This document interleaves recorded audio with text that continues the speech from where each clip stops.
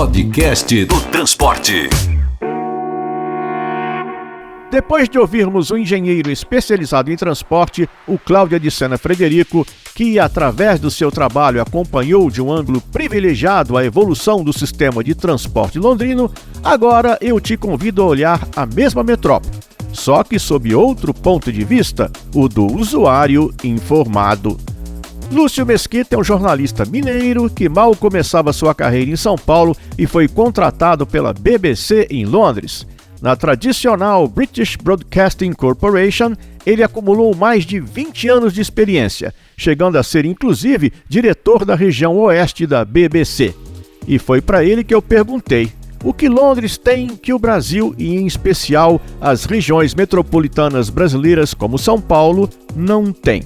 O que Londres tem, que talvez o Brasil não tenha, é uma história relativamente consistente de desenvolvimento de um sistema de transporte público. Tem, no caso do metrô, tem mais de 100 anos. Metrô de cidades no Brasil, como de São Paulo, depois do Rio e tudo mais, eles são bebês comparados com cidades como Londres. E uma estrutura que com isso também foi conectando tudo. Então, acho que a grande sacada do sistema de transporte público na Grã-Bretanha é a conectividade que tudo tem. E hoje em dia, até entre o barco no Rio Tâmisa, o trem, o metrô, o ônibus, é tudo conectado. E mais recentemente, até a bicicleta, né? Então tem a bicicleta perto da estação, que você pode alugar, ficou conhecida como Boris Bike, porque foi introduzida na época do Boris Johnson como prefeito. É um sistema totalmente, na prática, totalmente integrado e fácil de usar. Apesar de ser caro, não é barato o transporte, principalmente em Londres, mas a sensação que você tem é da simplicidade. A simplicidade deve cair no usuário. Deixa a complexidade de contratos, de quem rege o quê, quem roda o quê, quem é dono de que ônibus e tudo mais, lá para trás, para os administradores, os advogados e tudo mais. Como usuário, o que é importante é, eu ponho meu cartão de crédito ou cartão de débito na entrada do ônibus, saio dele, posso entrar no metrô, faço a mesma coisa, e depois vem a conta, já tudo calculado. Enfim, minha única preocupação é chegar de A a B. O resto, o transporte público deve fazer.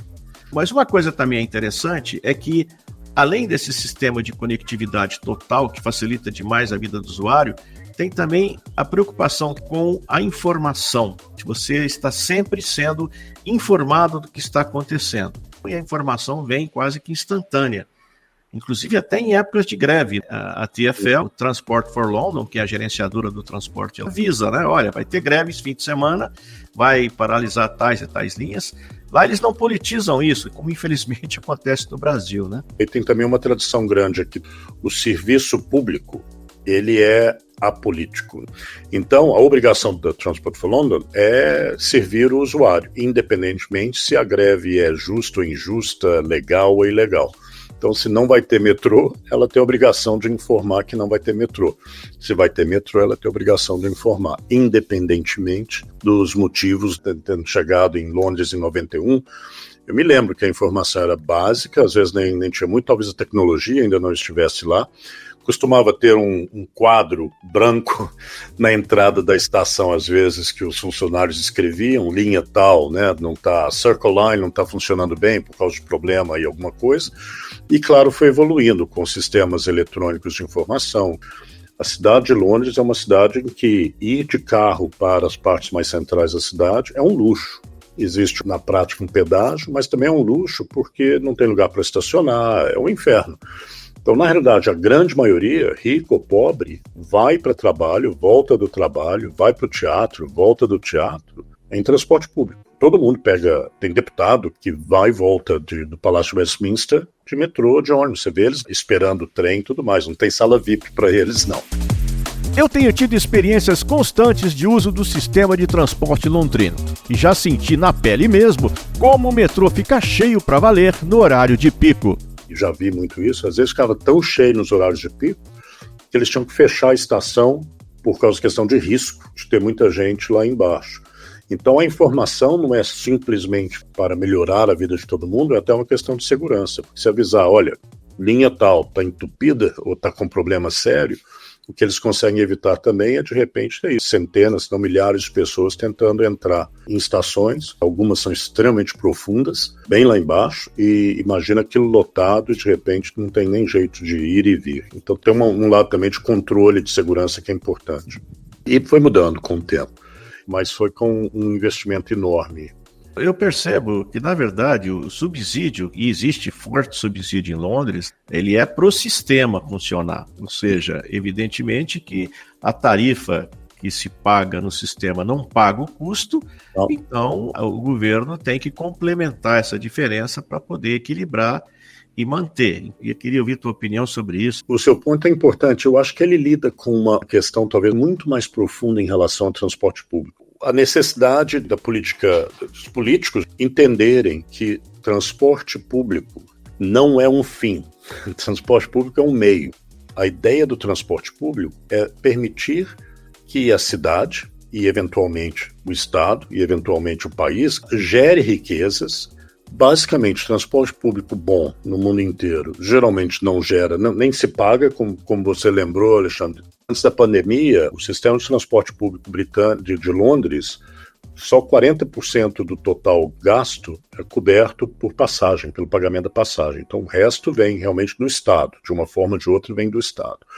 Nos Estados Unidos, você vai a Nova York, o transporte é público e é mantido pelo Estado. Você vai a Washington, o transporte é público e é mantido pelo Estado. Em todas as grandes cidades, e é o que você vai encontrar. Porque mesmo lá, é muito difícil você conseguir ter um transporte público lucrativo e, ao mesmo tempo, cumprindo esse serviço, que eu não diria nem é social, é capitalista. É um serviço importante porque o lucro dos negócios depende de eficiência. E eficiência inclui as pessoas chegarem ao trabalho na hora certa e voltarem, e, talvez mais importante, chegarem ao trabalho acordadas. Então é justo que uma parte volte para ajudar com que ele continue a ser eficiente.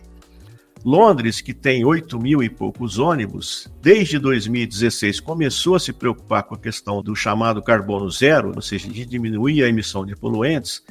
Londres hoje está com 1.000 ônibus elétricos. Ou seja, você não percebe um assanhamento, um assodamento da autoridade pública para investir nesse tipo de tecnologia de uma maneira tão massiva como se fala em São Paulo.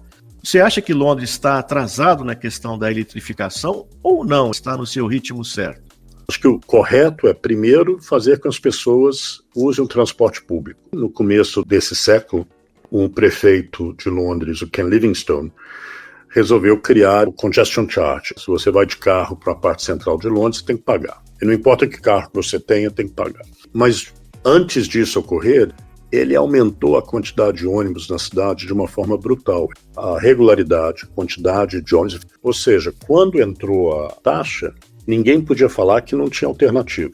E uma alternativa mais barata na prática e melhor. Uma política inteligente de certa forma, punir o uso do carro e estimular o transporte público. Acho que o grande problema que a gente sempre teve no Brasil é isso, é a falta de sequência e de continuidade. Então chega o prefeito da vez, o governador da vez, quem for da vez, e fala, agora vai ser tudo... Bem, nós somos de uma geração que se lembra do ônibus do Jânio. Então chega um prefeito e fala, eu gosto de Londres, então eu quero colocar um ônibus double decker em São Paulo. Sem nenhuma estratégia, por quê, para quê, quantos vão ser, o que vai fazer ou não. Qual é o, como se diz em inglês, qual é o endgame? Vão ser todos elétricos? Ou 50%, 60%, 80%? E aí, como é que vai obter essa energia? Eu vejo também é que em Londres é fácil acessar o transporte público. É fácil acessar pela calçada, é fácil você entrar numa estação de metrô. Aqui há uma descontinuidade muito grande das estações da CPTM. Por exemplo, a estação Ceasa, ela dá de cara com o paredão do Ceasa, né? Então você vai caminhar em torno daquele paredão, dependendo do horário, olha a questão da segurança pública. Eu acho que o problema que a gente enfrenta nas nossas cidades no Brasil, como em outras partes do mundo, o ecossistema do bairro fica quebrado. Por exemplo, o centro de São Paulo, ou como grande maioria dos centros no Brasil, como agora são praticamente só comerciais e de escritório, o que acontece? Depois das 5, 6 da tarde, são desertos urbanos. E aí você tem um medo enorme de andar por lá.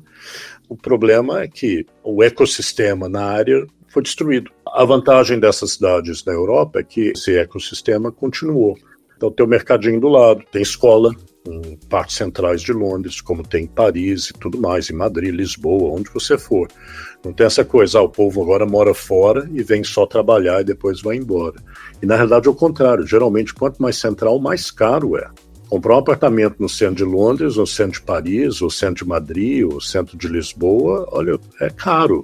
Na verdade é o subúrbio que é mais barato. Então eu acho que isso ajudou muito a deixar essa escala humana, a humanizar a cidade. A gente perdeu isso nas cidades brasileiras porque o centro foi meio que esmagado, o coração foi tirado, foi arrancado das cidades brasileiras. O resumo dessa ópera toda, gente, é que um sistema de transporte pode até nascer meio torto, mas dá para azeitar até a coisa ficar bem mais redonda e funcional. Outro ponto é o peso da política com P maiúsculo, aquela que faz gente que pensa diferente se encontrar no meio do caminho para resolver o problema da população. Analisar o orçamento para bancar o subsídio, planejar e executar o que for necessário para manter e melhorar o sistema, e não permitir que políticos com P minúsculo cheguem louquinhos para mudar tudo e para deixar uma marca para posar de importantes. O que sempre digo, vontade política e não vontade do político. Porque transporte é coisa de longo prazo e precisa desse carinho chamado continuidade. No mais, é deixar a grande confusão de administrar o transporte de uma megalópole para os agentes públicos e não para o usuário, resolvendo as encrencas assim que acontecerem e informar sempre quem está apenas querendo sair de um ponto A para chegar no ponto B, porque a riqueza do país depende do transporte de passageiros e o mínimo que se pode fazer é retornar parte do valor gerado na forma de investimentos e subsídios bem planejados. Podcast do Transporte.